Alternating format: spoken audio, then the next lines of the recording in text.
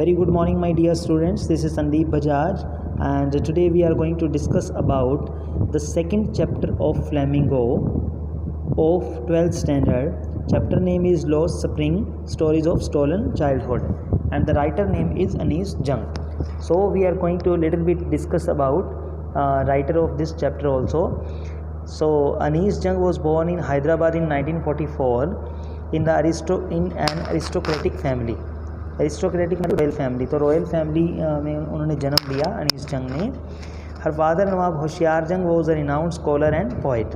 He was the adviser to the last Nizam of Hyderabad princely state.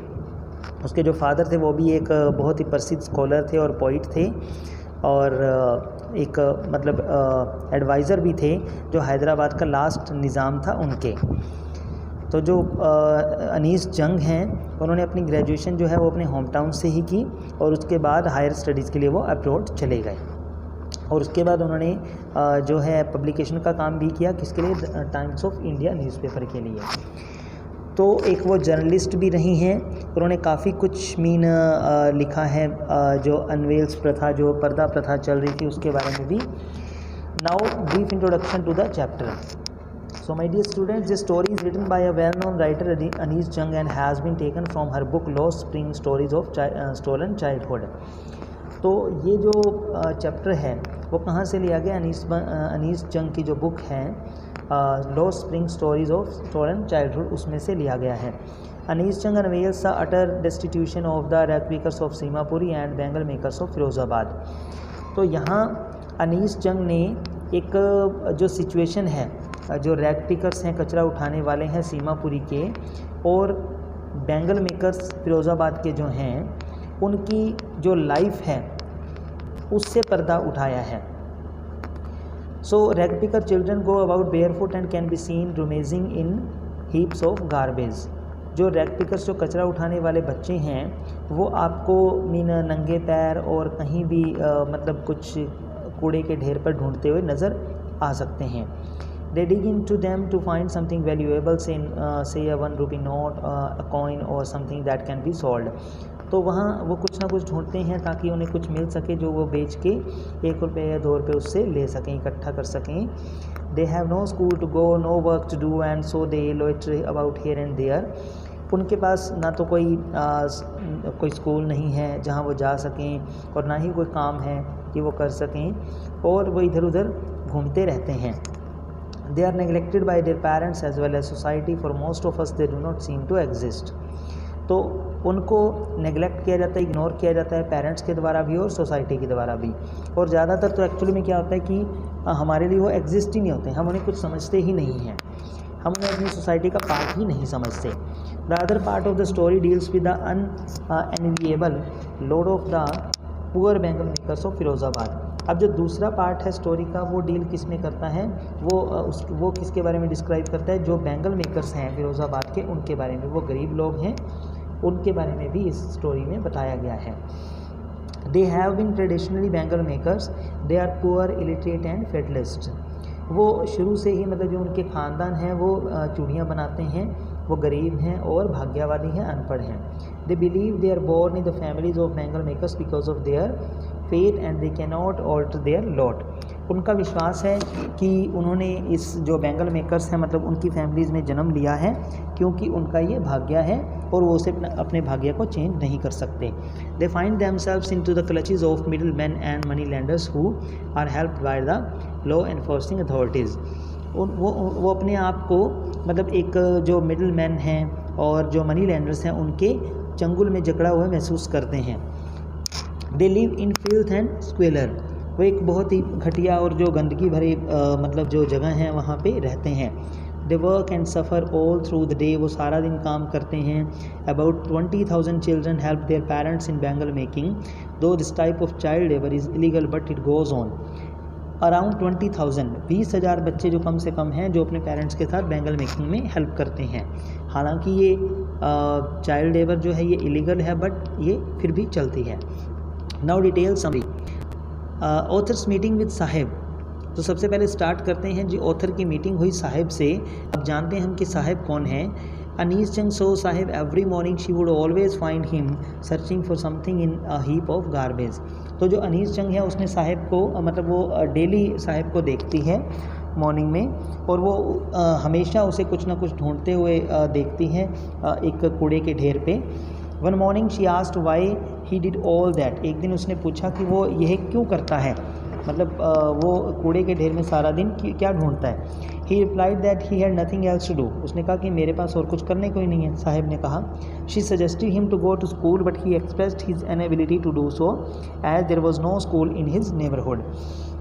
तो उसने suggest किया कि आपको स्कूल जाना चाहिए, लेकिन उसने कहा कि हमारे आसपास यहाँ कोई स्कूल नहीं है पड़ोस में. When she told him that she was going to start a school, Saheb was very happy.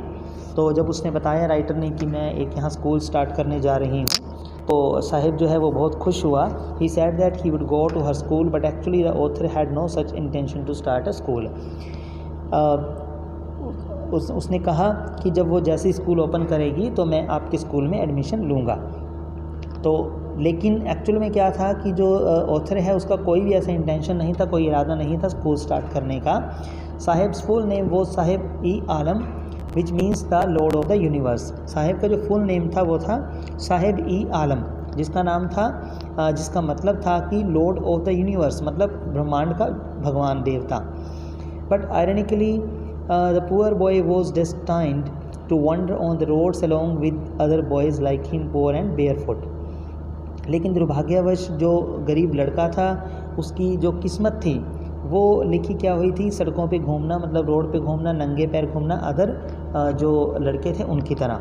Sahibs companions. The author talk to Saheb's companions and learn that most of them stayed barefoot out of a tradition and not because of poverty. Author जो है उसने साहिब के जो companions हैं, जो उसके साथी हैं, उनसे बात की और जाना कि ज़्यादातर जो हैं वो बेयर फुट नंगे पैर इसलिए रहते हैं क्योंकि वो ट्रेडिशन के अकॉर्डिंग नंगे पैर रहते हैं, ना कि गरीबी के कारण. But the author did not seem to agree with them. In her opinion a perpetual state of poverty was a real cause. लेकिन जो ऑथर है वो उनके रिप्लाई से सहमत नहीं है, अग्री नहीं है. उसके अकॉर्डिंग जो निरंतर स्टेट है उनकी गरीबी की, वो उसका रियल कॉज है, उसका रियल रीज़न है. Some other children were lucky as their prayer to get shoes was guaranteed but the rag pickers remained barefoot. और जो बाकी बच्चे हैं वो थोड़े वो लकी हैं कि उनकी जो प्रेयर है वो आगे सुनी गई और उनको जो शूज़ हैं वो मिल गए. But the rag pickers remained barefoot. लेकिन जो कचरा उठाने वाले वो हमेशा नंगे पैर ही रहे. About Simapuri. The rag pickers lived in Simapuri, an area very close to Delhi, but there is a lot of difference between the two. जो रैग पिकर्स हैं वो सीमापुरी में रहते हैं, जो कि दिल्ली का एक एरिया है, लेकिन यहाँ दोनों ही एरियाज़ में बहुत ज़्यादा डिफरेंस है. जो फिरोज़ाबाद और जो सीमापुरी है उनमें बहुत ज़्यादा डिफरेंस है. Like most of other families of rag pickers, Sahib's family too had come from Bangladesh in 1971.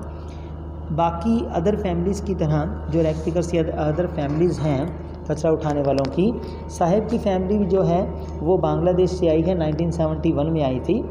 They came there because their homes and fields were destroyed by storms and they had nothing left to live on and survive. वो वहाँ पे क्यों आए थे बांग्लादेश से? क्योंकि उनकी जो फील्ड्स, जो खेत हैं उनके और जो घर हैं वो डिस्ट्रॉय हो चुके थे, नष्ट हो चुके थे. किसके कारण? स्टॉर्म के कारण, मतलब तूफ़ान के कारण. और उनके पास रहने के लिए और सर्वाइव करने के लिए कुछ भी नहीं बचा था. There were about 10,000 rag pickers in Simapuri living in mud structures with roofs of tin and tarpaulin. तो जो वहाँ पे कम से कम 10,000 रैग पिकर्स थे, कचरा उठाने वाले थे सीमापुरी में, और जो कि कहाँ रहते थे? मड स्ट्रक्चर्स, मतलब जो मिट्टी से बने हुए घर थे और छत उनकी जो टिन से बनी हुई थी और त्रिपाल से. The area lacked all civic amenities like sewage and running water. उस एरिया में मतलब ना तो कोई जैसे सिविक अमेनिटीज़ जो सुख सुविधाएँ थी वहाँ पे नहीं थी, जैसे सीवेज और रनिंग वाटर ऐसी कोई सुविधा नहीं थी. People had no identity, though they had ration cards. This enabled them to cast their votes and buy food. उनकी अपनी कोई आइडेंटिटी नहीं थी, वो लोग मतलब सिर्फ उनको एक राशन कार्ड मिले हुए थे, लेकिन वो किस लिए मिले थे? ताकि वो अपनी वोट दे सकें और खाना खरीद सकें। They moved about and pitched their tents wherever they could find food. वो वहाँ से मतलब जहाँ भी उनको खाना मिल सकता था वो वहाँ पे मूव हो जाते थे, मतलब वो एक जगह टिक कर नहीं रहते थे। Rag picking was their sole means of earning livelihood. जो रैग पिकिंग है, कचरा उठाना जो है, उनका एक मात्र साधन है जीविका का। Sahib and a pair of tennis shoes. Sahib would often stop and stand outside a club. Sahib जो है वो अक्सर एक स्टैंड जो क्लब है उसके सामने कभी कभी रुकता है और खड़ा हो जाता है। He was too young man playing tennis because tennis attracted him, fascinated him और अट्रैक्टेड हिम, क्योंकि वो देखता है कि दो जो लोग हैं, मतलब दो आदमी जो हैं वो टेनिस खेल रहे हैं, क्योंकि जो टेनिस है वो उसे अट्रैक्ट करता है। And he too wished to play tennis, और उसकी अपनी इच्छा भी है टेनिस खेलने की। When someone gave him a pair of discarded tennis shoes half his dream come true. लेकिन एक दिन क्या होता है कि एक दिन उसे कोई टेनिस के जो मतलब जो टूटे फूटे जूते हैं वो उसे कोई देता है, उससे उसका क्या होता है कि हाफ जो ड्रीम है वो सच हो जाता है। Of course playing tennis was out of his reach as it was quite an expensive game. Obviously हमें भी पता है कि जो टेनिस जो है वो उसके लिए मतलब उसकी पहुंच से बाहर है और उसके लिए एक बहुत ही एक्सपेंसिव गेम है। Loss of freedom. Saheb got a job in a tea stall. Saheb को एक टी स्टॉल में जॉब मिल जाती है। He was paid 800 rupees a month and all meals. उसे 800 रुपीज़ मंथली दिए जाते हैं और खाना भी साथ में दिया जाता है। But perhaps he was not happy now, पर वो अब खुश नहीं है। ही had lost his care free look and his freedom. अब वो उसकी अपनी जो केयर फ्री उसकी लुक है और अपनी जो फ्रीडम है वो खो चुका था। He was no longer the master of his own will. अब वो अपनी मर्जी का मालिक नहीं था। The author describes the plight of people working in bangle making industry of Firozabad. अब जो ऑथर है वो जो बैंगल मेकिंग इंडस्ट्री फिरोज़ाबाद में है, जो लोग वहाँ पे काम करते हैं, अब उनकी जो दुर्दशा है उसे डिस्क्राइब करती है। Almost every other family in Firozabad is engaged in making glass bangles for women which are a symbol of bliss for women's married life. Almost जितने भी वहाँ मतलब जो फैमिलीज़ हैं फिरोज़ाबाद में वो ज़्यादातर बैंगल मेकिंग में ही मतलब बिजी हैं, एंगेज्ड हैं, जो कि किसका सिंबल है? जो bliss for a women's married life, जो कि एक जो शादीशुदा औरत है उसके लिए एक वरदान है, जो चूड़ियाँ वो बनाते हैं। Mukesh house and family. Anees Chang came across a boy named Mukesh. अब जो अनीस चंग है वो एक मुकेश नाम का जो लड़का है उससे मिलती है। His family too was engaged in bangle making. तो उसकी जो फैमिली भी है वो भी बैंगल मेकिंग के मतलब बिजनेस में है। Mukesh took her to his house leading her through stinking lanes choked with garbage. तो मुकेश जो है वो उसे अपने घर ले जाता है, मतलब छोटी छोटी दुर्गंध भरी गलियों से होके, जहाँ की सांस भी लेना मुश्किल होता है। Families of bangle makers lived there. उस गली में मतलब जो सारी जो फैमिलीज़ हैं वो बैंगल मेकर्स ही रहती हैं। Most houses had crumbling walls and wobbly doors. उनके जो घर हैं वो मतलब ऐसे मतलब कमज़ोर हो चुके हैं, उनकी दीवारें और उनके जो डोर हैं वो बिल्कुल जर्जर हालत में हो चुके हैं। Mukesh house too was like any other house in the lane. Mukesh का जो हाउस है वो भी उन्हीं की तरह से बाकी हाउस की तरह जो गली में बाकी हाउस थे। A frail young women was cooking meals on a firewood stove. एक कमज़ोर बहुत ही जो यंग वुमेन थी वो खाना बना रही थी एक चूल्हे पे। हर eyes were filled with smoke. उसकी जो आँखें हैं उसमें बहुत ही ज़्यादा धुआं भरा हुआ था। शी मतलब उसे धुआं लग रहा था जब वो रोटी बना रही थी चूल्हे पे। She greeted the author with smile. She was a wife of Mukesh elder brother and was respected as the daughter in law of the family. उसने ऑथर का स्वागत किया स्माइल के साथ। एंड वो कौन थी एक्चुअली में? मुकेश की जो मतलब भाभी थी, जो मतलब उसका बड़ा ब्रदर था, उसकी वाइफ थी। और उस घर की मतलब बड़ी बहू थी। When Mukesh's father came in, the daughter-in-law covered her face with a veil as the custom demanded. जब मुकेश के फादर आए तो जो उनकी डॉटर इन लॉ है, जो मतलब जो बहू है, उसने अपना जो फेस है वो कवर कर लिया, मतलब घूंघट ओढ़ लिया, जैसे कि उनका जो रिवाज था। Mukesh father was old and weak, he had lost his eye sight with the dust from polishing glass bangles. Mukesh के जो फादर हैं वो बहुत ही मतलब बूढ़े हो चुके हैं और उन्होंने उनकी जो आई साइट है, जो उनकी नज़र है वो उनकी मतलब ख़त्म हो चुकी थी। किस वजह से? Dust from polishing glass bangles. जब वो मतलब चूड़ियाँ बना रहे थे, उनकी डस्ट उसकी आंखों में चली गई, इस वजह से उनकी जो रोशनी है वो ख़त्म हो गई। He had worked hard all his life but he could not afford to send his 2 sons to school.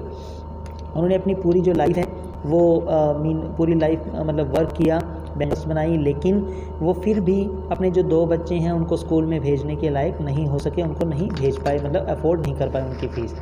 He could only teach them the art of making bangles. उन्होंने उन्हें सिर्फ चूड़ियाँ बनाने की आर्ट ही सिखा पाए। He had somehow built a house but could not afford to repair it.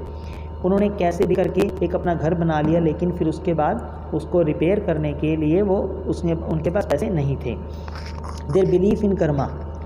Mukesh's grandmother expressed her belief in destiny. She said that on account of their karma of their previous birth, they were born into the bangle maker's caste. Mukesh की जो grandmother है वो अपना जो belief है, जो उनका विश्वास है मतलब किस्मत में, वो शो करती है कि मतलब हमारा जो विश्वास है वो किस्मत में है। She said that on account of their Karma, मतलब वो कहती है कि जो ये हमारे कर्म हैं, जो पिछले जन्म के कर्म हैं, जिससे कि हम इन बैंगल मेकर्स जो फैमिली हैं उनमें हमने जन्म लिया है। It was their destiny to suffer and no man could change what was ordained by fate. तो वो कहती है कि ये हमारी किस्मत है, जो हमारी ज़िंदगी में ये दुख लिखा है, और इस हमारे जो दुख को और हमारी किस्मत को कोई भी चेंज नहीं कर सकता, जो कि हमारे भाग्य में लिखा हुआ है। In fact her belief was shared by all. Another woman told the author that despite hard work they had never had a full meal in their whole life. एक दूसरी औरत ने कहा, उन्होंने बताया कि ऑथर को कि इतना हार्ड वर्क करने के बावजूद हम लोगों को मतलब खाना भी अपनी पूरी लाइफ में पूरी तरह नहीं मिल पाया। Bangles everywhere. The author could see bangles everywhere. She saw boys and girls sitting with parents before flickering oil lamps. जो ऑथर है वो देख सकती थी जो बैंगल्स हैं वो हर जगह मतलब बिखरी पड़ी थी। She so boys and girls sitting, उसने देखा कि मतलब जो लड़के और लड़कियां हैं वो अपने पेरेंट्स के साथ बैठे हैं बिफोर फ्लिकरिंग ऑयल लैम्प्स, मतलब जो ऑयल लैम्प है वो जग रहा है जो टिमटिमाते ऑयल लैम्प के सामने। She learn that they welded pieces of coloured glasses, their eyes had got used to darkness and they lost their eyesight before they were adults. तो उसने देखा कि वो एक मतलब जो कलर ग्लासेस हैं उन पे मतलब एक झाल लगा रहे थे, मीन वेल्ट कर रहे थे, और जो उनकी जो आइज़ हैं उसके मतलब जैसे कि वो अंधेरे में मतलब वो उसे लगा रहे थे, झाल लगा रहे थे, वेल्ट कर रहे थे, तो उसी उनकी जो आई साइट है वो उससे वीक होती जा रही थी। बिफोर दे वर एडल्ट्स, मतलब एडल्ट्स होने से पहले ही। At home families worked hard all day before furnaces with high temperature, और घर पे उनकी जो फैमिलीज़ थी वो मतलब बहुत ज़्यादा हार्ड वर्क करते थे भट्टियों के आगे और बहुत ही हाई टेम्परेचर में। All the operations of bangle making would lead them to blindness.